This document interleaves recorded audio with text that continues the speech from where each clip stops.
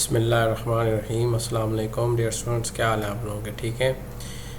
Tangent space के concept को हम कंटिन्यू करते हैं। उससे रेलिवेंट हमारे पास जब थ्योरम 19.1 है, जिसकी स्टेटमेंट आपके सामने है। ये हमें सरफेस के जो कर्व्स हैं उनके दरमियान, उनके पॉइंट्स के दरमियान में और टेंजेंट स्पेस के पॉइंट्स के दरमियान में कॉरस्पॉन्डेंस देता है 1 to 1। कहते हैं सपोज करें x star is element of S which is a regular point. Regular point को तो आपको पता है, इस पॉइंट पे जो ग्रेडियंट्स होते हैं वो लीनियरली इंडिपेंडेंट होते हैं। कंस्ट्रेंट जो दिया हुआ ना एच के, उस पे T of X star calculate कर लें tangent space. Then Y is element of T X star if and only if there exist differentiable curve in S passing through X star with derivative y at X star. ये theorem की जो statement है इसको आपने याद रखना है, आगे ये काम आएगी। और प्रूफ इसका भी नहीं करना हमने। नेक्स्ट रिज़ल्ट में जब हम इसकी नेसेसरी कंडीशन को प्रूफ करेंगे उसमें ये स्टेटमेंट यूज़ होगी। प्रूफ इसका अगर आप करना चाहें तो कर सकते हैं, कोई इतना मुश्किल नहीं है।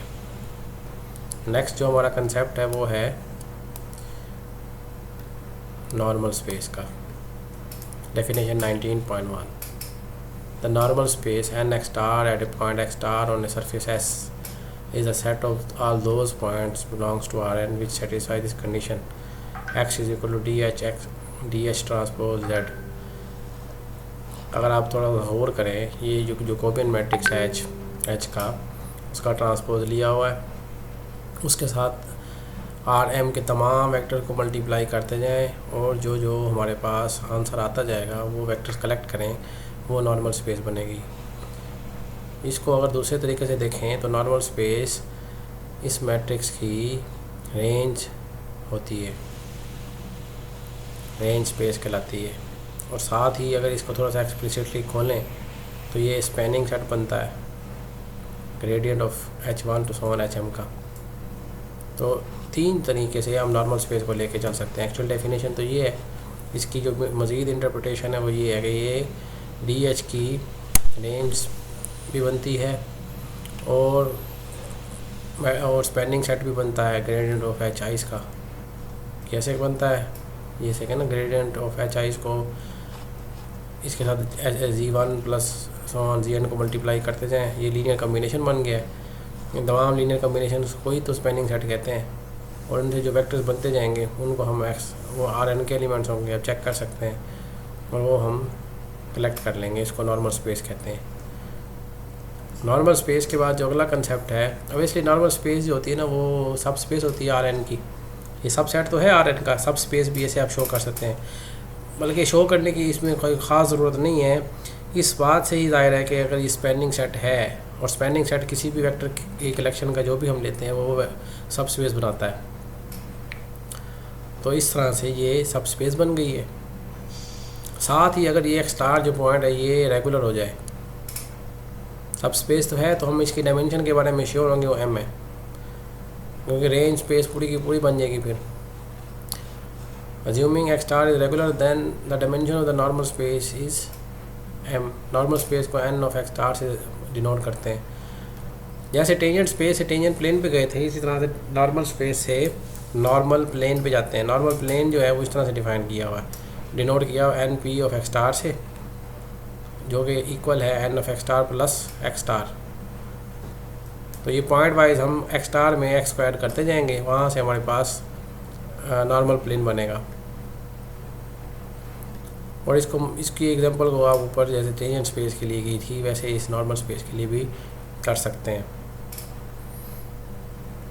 मज़ीद आगे चलते हैं। ये ज्योमेट्रिकल इंटरप्रिटेशन दी हुई इस डायग्राम को समझें कि किस तरह से उसने एक्सप्लेन किया हुआ है। ये सरफेस दी हुई है, ये टी पी है, ये टेंजेंट प्लेन है, ये नॉर्मल प्लेन है, ये उसको स्पेस के तौर पे ले रहे हैं हम। ये पॉइंट एक्स स्टार है ना, ये उसको थोड़ा सा ना उसने बताया हुआ है किस तरह से अलग अलग करके। अच्छा, ये लेमा है हमारे पास 19.1। ये हमारे पास रिलेशनशिप देता है टेंजेंट स्पेस और नॉर्मल स्पेस का।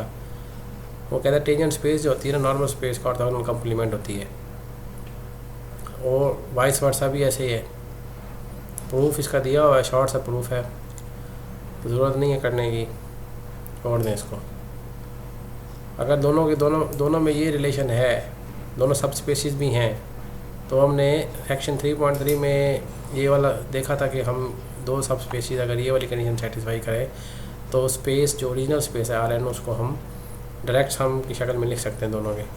अगर ये डायरेक्ट सम बन गया,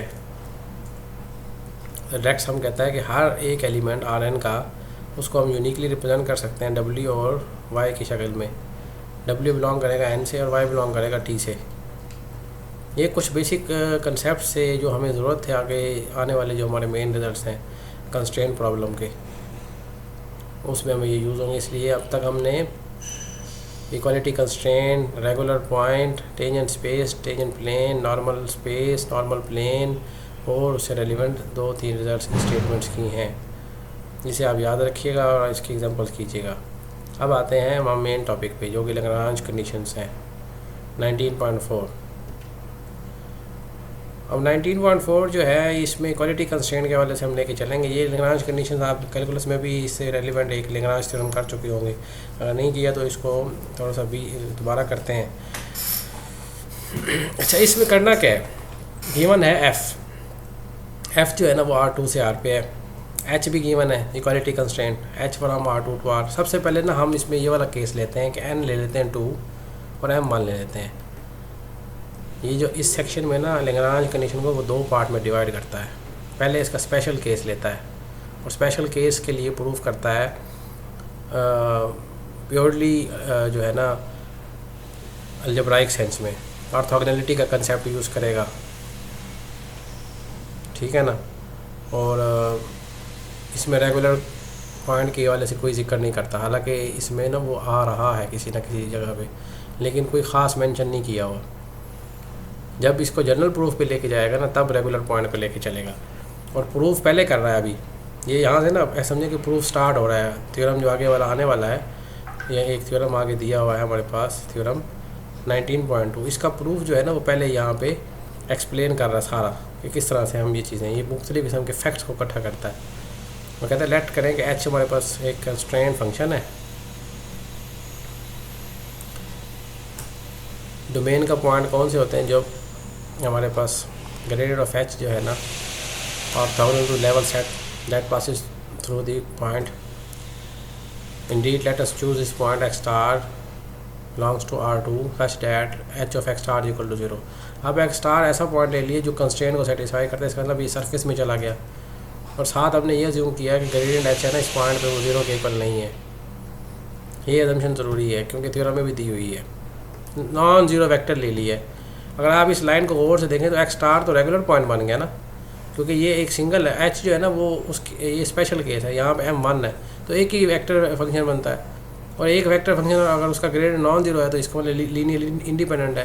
तो x स्टार जो है ना वो रेगुलर पॉइंट बन गया, लेकिन मेंशन नहीं कर रहा है यहाँ पे, सिंपली बता रहा है कि हम अज्यूम कर लेते हैं कि ग्रेडियंट जो है ना वो नॉन ज़ीरो है। अच्छा, अब ये जो पॉइंट है वो ये कंडीशन सेटिस्फाई कर रहा है, हम एक लेवल सेट ले लेते हैं। The level set through the point x star is the set of all those points which satisfy this condition h of x is equal to 0। जो लेवल सेट होता है हम पिछले चैप्टर में लेवल सेट्स के हवाले से पढ़ चुके हैं, वो एक कर्व बनती है, उसको पैरामीटराइज करते हैं।